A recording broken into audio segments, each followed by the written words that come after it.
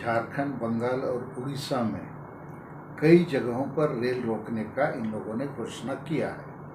तो कुर्मी महतो यदि आदिवासी बनेंगे तो हम लोग जो असली आदिवासी हैं, संताल, मुंडा, उरांव, हो, भूमिज, खड़िया, पहाड़िया आदि, हमारा तो नरसंहार हो जाएगा। हमारे सारे अधिकार लूट लिए जाएंगे। और ऐसी ही परिस्थितियों में मरता क्या नहीं करता। मणिपुर में जो इस समय हिंसा अभी भी जारी है, वहाँ के जो असली आदिवासी हैं, कुकी और नागा, उनके ऊपर में अधिसंख्यक मैतेई जाति के लोग आदिवासी बनने के लिए जोर जबरदस्ती प्रयास कर रहे हैं। तो कुकी और नागा आदिवासी अपने अधिकारों को बचाने के लिए, अस्तित्व को बचाने के लिए मरने मारने पर उतारू हैं।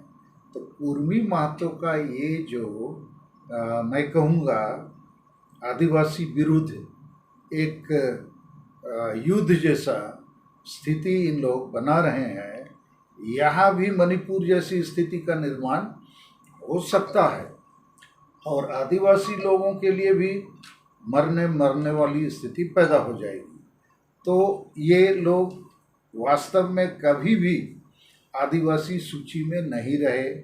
ये क्लेम करते हैं कि हम लोग 1931 में एसटी में थे, देश आज़ाद होने के बाद हम लोग को एसटी सूची से बाहर कर दिया गया। तो एसटी सूची तो देश अलग होने के बाद, संविधान लागू होने के बाद ही लागू हुआ है, उसके पहले कहाँ एसटी सूची था।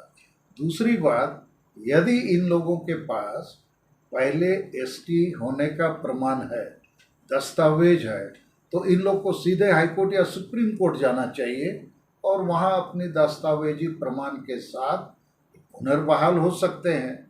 अन्यथा रेल रोको, रोड रोको, आदिवासियों के अधिकारों पर हमला बोलो, इससे भारी अशांति का माहौल पैदा होगा और ये देश के लिए भी हानिकारक होगा, जनहित के खिलाफ भी होगा। लेकिन इस मामले पर सबसे ज़्यादा दोषी कुर्मी महतो से भी झारखंड में जेएमएम पार्टी है। इसने लिख के दे दिया 2018 में कि कुर्मी महतो को आदिवासी सूची में शामिल किया जाए।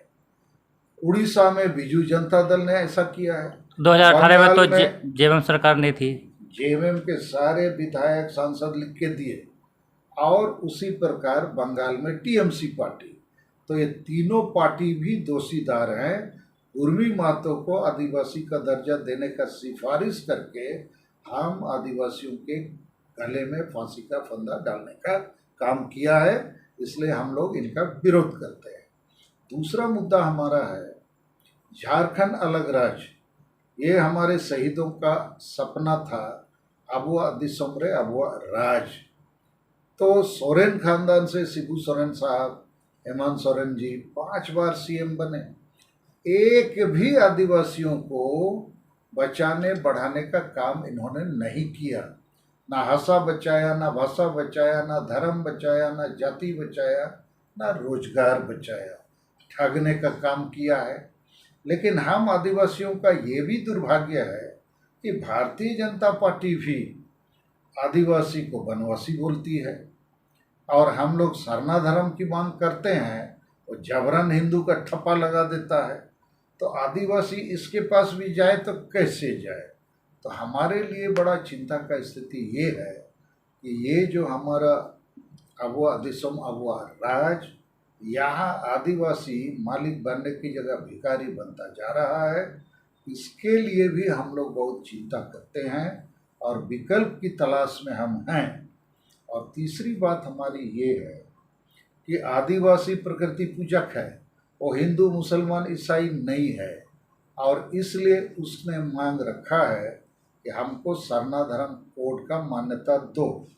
2011 की जनगणना में लगभग 50 लाख आदिवासी जो प्रकृति पूजक हैं, उन्होंने एनी अदर कॉलम, अन्य कॉलम में सरना धर्म लिखा।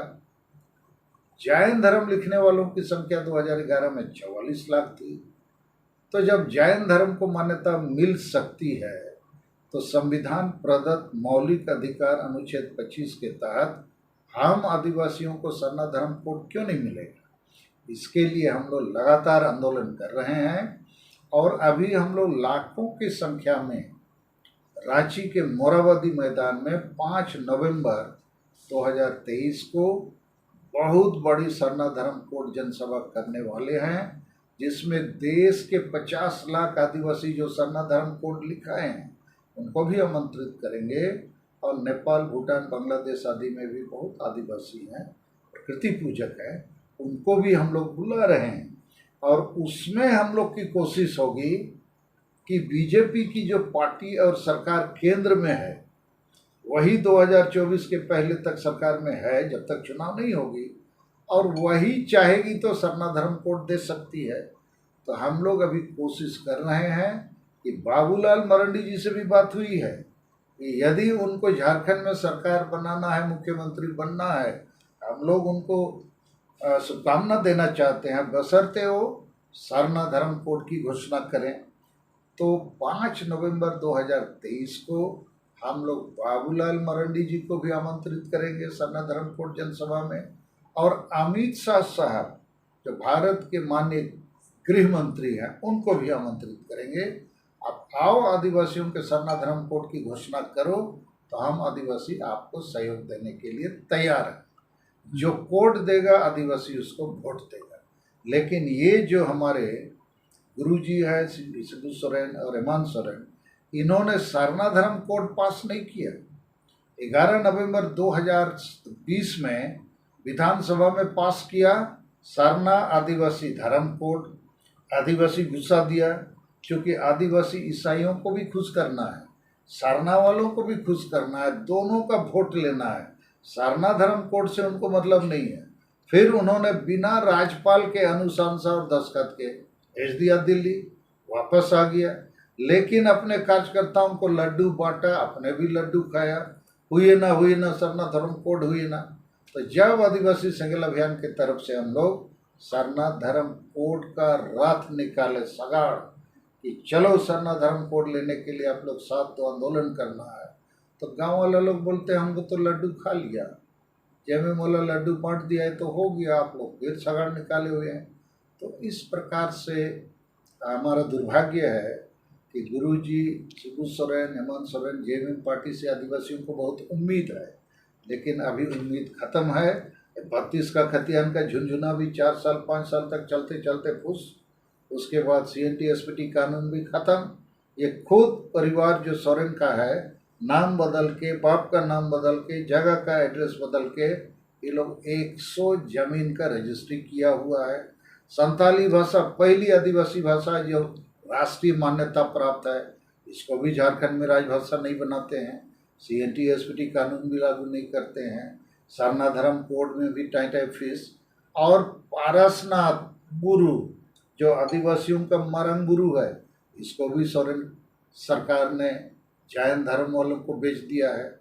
अब कुर्मी मातों को आदिवासी बनाने का भी अनुशंसा कर दिया है।